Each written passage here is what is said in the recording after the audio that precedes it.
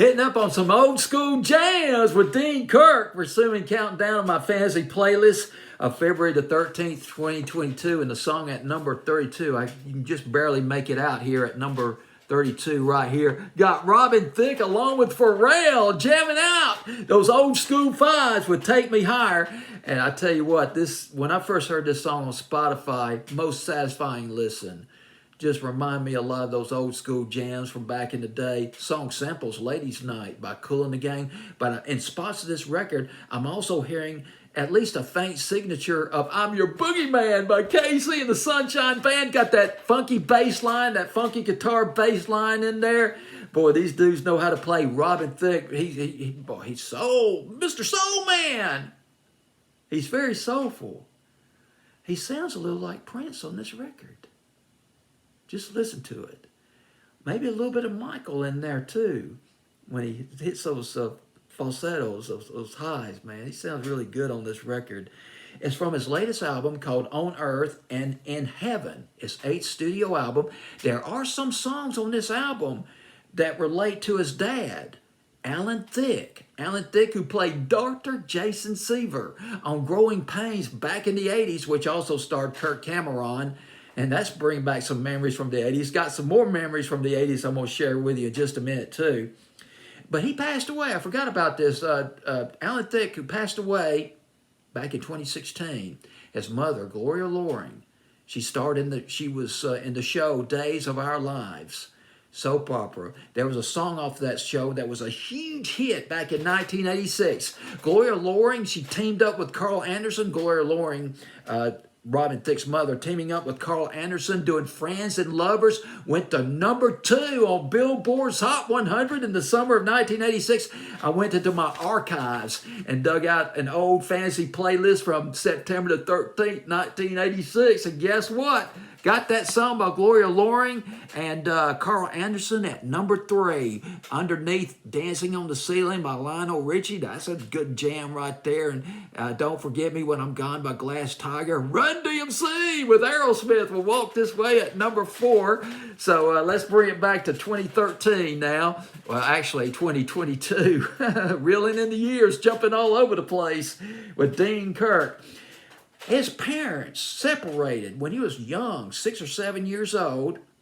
Very talented person, though. Now get this. By the time Robin Thicke was 14 years old, he made a demo. That demo found its way to Brian McKnight. Now you're probably saying, well, now who the hell is Brian McKnight? If you're under 30 years old, you probably don't remember Brian McKnight. He hasn't had anything out in a while that I can remember, but he was popular back in the 90s. He was on a roll back in the 90s. Now, to understand this about Brian McKnight, he hooked up with Brian McKnight.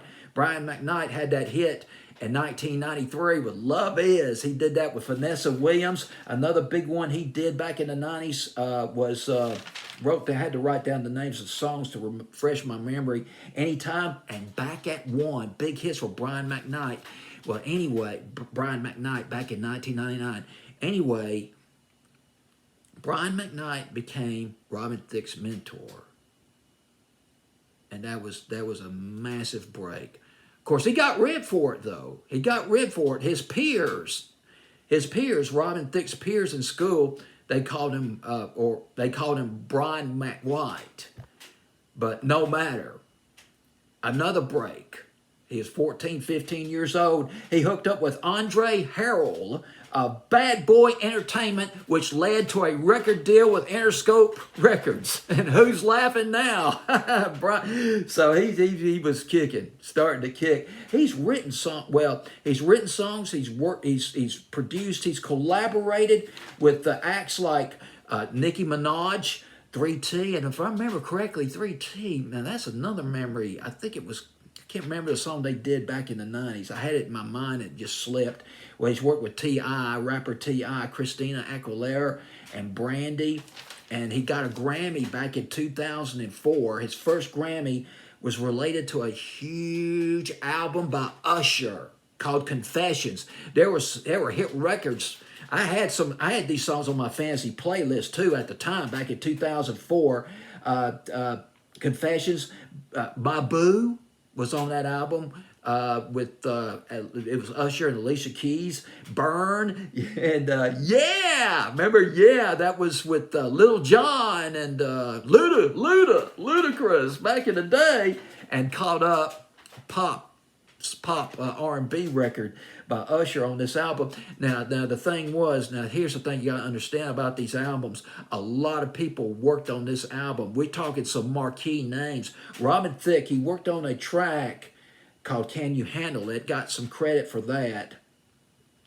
But some of the other marquee names off that album, Jermaine Dupri, producer, singer at the time, Jimmy Jam and Terry Lewis, and on that album, his breakthrough album, Robin Thicke's own breakthrough album, well, his big breakthrough, The Evolution of Robin Thicke, and that was in 2006, and that was after he signed up with Neptune's Star Trek record label, worked with Pharrell. Lil Wayne was on that. Lil Wayne, remember, gosh, no, these names are just, you do research and these memories just come flooding back. Oh my goodness, like a tsunami. Lil Wayne was on the album. Faith Evans, remember Faith Evans from back in the day? And of course Pharrell was on this album too. And so now we got this song right here. Boy, I tell you, Take Me Higher about Robin Thicke. Got that falsetto like Prince and Michael Jackson. And yeah, this guy, he's got soul. It's like that old song by the Yardbirds back in 1965, 66, Heart Full of Soul. And the format, this song kind of fell, it didn't kind of fail, it fell through the cracks. Should have been a hit. It's a perfect fit for pop radio. You can play it on R&B, hip hop, play it possibly adult contemporary. It's not a hard edge rap record or anything like that. It's relatively easy on the ear candy, sweet ear candy. That rhythm guitar, that funky rhythm guitar, the old school samples. If you're over 35 years old or over 40, you certainly would probably appreciate this record for sure.